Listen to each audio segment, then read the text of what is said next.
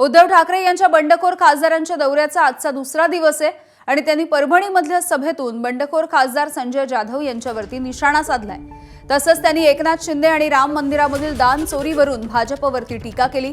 राम मंदिर हे आमचं दैवत आहे आणि श्रद्धास्थान आहे, पण त्यांनी तिथे दुकान उघडून रामाच्या नावाखाली धंदा सुरू केलाय असा बोचरा टोला उद्धव ठाकरेंनी भाजपला लगावला।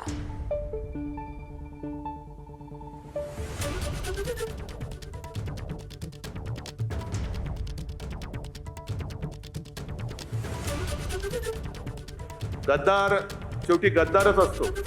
गद्दाराने किती उड्या मारल्या तरी त्याचं नुसतं वापरा आणि फेका एवढाच बिंद्याचा उपयोग आहे। आपल्या विरुद्ध लढवायचं, पैसे देऊन माणसं फोडायची। बरं माणसं कशी की आता एक एक माणसं जी तुम्ही मेहनतीने तयार केली त्यांचं करिअर उद्ध्वस्त करून टाकायचं। आता हा गद्दार पुन्हा परभणीमध्ये तोंड दाखवायला जागा शिल्लक आहे? म्हणजे एक माणूस संपला, बाजूचा संपला, त्याच्या बाजूचा संपला, सगळी आपली माणसं संपून टाकायची, कोणी प्रतिस्पर्धी ठेवायचा नाही।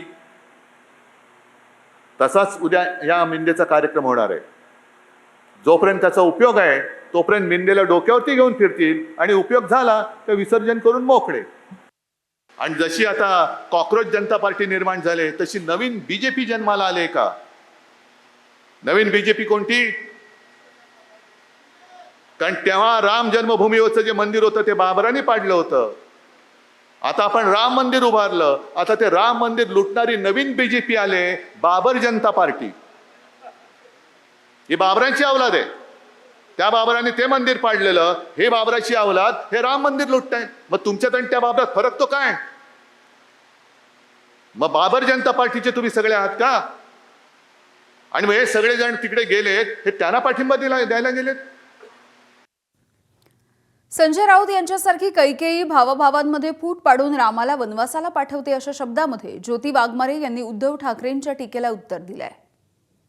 रावणाचा वध करताना रामाला लक्ष्मणाची सुद्धा साथ लाभलेलीच असते, त्यामुळे आम्ही महाराष्ट्राचा विकास करण्यासाठी आमचे नेते एकत्र आहेत। राम आणि लक्ष्मण कोण?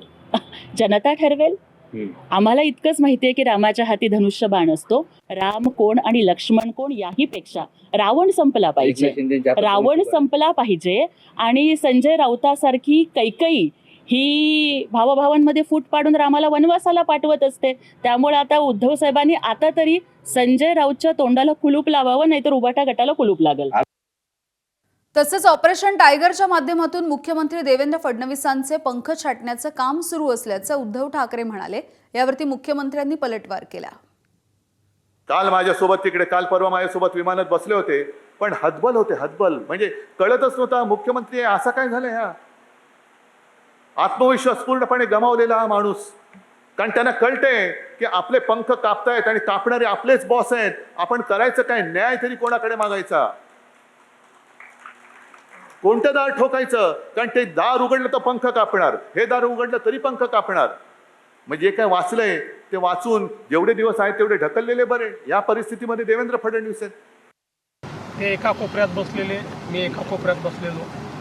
माझी सवय आहे, मी विमानात बसलो की माझ्या मोबाईलवर मी काही ना काही डाउनलोड केलेलं असतं। एखादा सिनेमा असतो, एखाद्या OTT असतं, OTTवरचे वेब सिरीज असते, मी ती पाहतो। त्यामुळे सुरू झाल्यापासून उतरतपर्यंत मी ती पाहत होतो। त्यामुळे माझी हतबलता नेमकी त्यांना कुठे दिसली? दुसरं, मी मनुष्य असल्यामुळे मला पंखच नाही आहेत, ते माझे पंख कोण छाटणार आहे? पण माझ्यासोबत महाराष्ट्रातल्या 14 कोटी लोकांचा आशीर्वाद आहे, माझ्या वरिष्ठांचा आशीर्वाद आहे। त्यामुळे काही काळजी करू नका। उद्योजींच्या सदिच्छा या मी स्वीकारतो। 19ला असत्या तर चित्र वेगळं राहिलं असतं, पण त्यावेळेस ते देऊ शकले नाहीत, त्यामुळे त्या सदिच्छा आज मी स्वीकारतो।